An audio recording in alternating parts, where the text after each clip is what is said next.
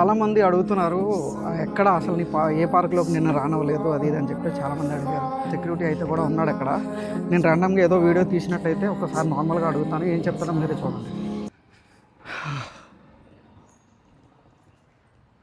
ఇది అవుటర్స్ అలౌడ్ ఉంటుందా అన్నా? అదే అదే అడుగుతున్నా, నన్ను లోపలికి వెళ్ళట్లా. ఇక్కడ తీయొద్దా? అచ్చా అచ్చా, ఓకే. ఈ సొసైటీలోనా? అచ్చా అచ్చా, సారీ అన్న.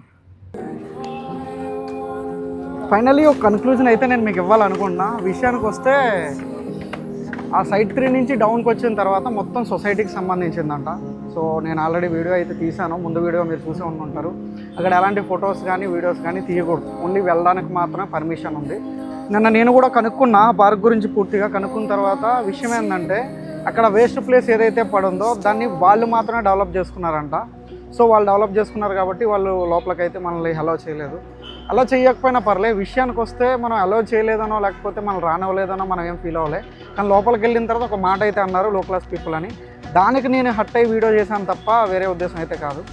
చాలామంది కామెంట్స్ అయితే చేశారు. 98% అయితే కామెంట్ చేశారు, చాలామంది చేశారు 98%. ఒక 2% మాత్రం బ్యాడ్ కామెంట్స్ వచ్చినాయి. అవైతే నేను పింగ్ చేసి నేను మీకు స్క్రీన్ షాట్ తీసి పెడతాను. ఒకడైతే డైరెక్ట్గా అన్నాడు, నువ్వు కూడా సంపాదించవచ్చు కదా, ఎందుకు ఏడుపు అని చెప్పేసి. అంటే సంపాదిస్తే ఎలా మాట్లాడాలని రూల్ ఏం లేదు బ్రదర్, ఎందుకంటే అది సంస్కారాన్ని బట్టి ఉంటుంది. ఇదైతే నేను మీకు చెప్పాలనుకున్నా. ఇది ఒక్కటే బాగా హర్ట్ చేసింది నన్ను.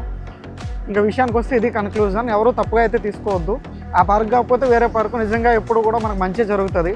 వేరే పార్క్ అయితే నేను చూపించాను కదా, ఆ పార్క్ అయితే చాలా చాలా బాగుంది. దీనికంటే చాలా బెటర్ ఉంది నిజం చెప్పాలంటే. ఇష్యూ ఏం లేదు, ఇలా అన్నాడని ఇష్యూ తప్ప వేరే ఇష్యూ అయితే ఏం లేదు. వాళ్ళు రానిస్తే రానియకపోతే అది కాకపోతే హైదరాబాద్లో ఇంకా చాలా పార్క్స్ అయితే ఉన్నాయి. మన ప్రాబ్లం ఏముంది? ఇప్పుడైతే సెక్యూరిటీని కూడా పెడతారు. నన్ను అయితే సెక్యూరిటీ లేడు ఆ రోజు పోయినప్పుడు, ఈరోజు అయితే సెక్యూరిటీనే పెడతారు.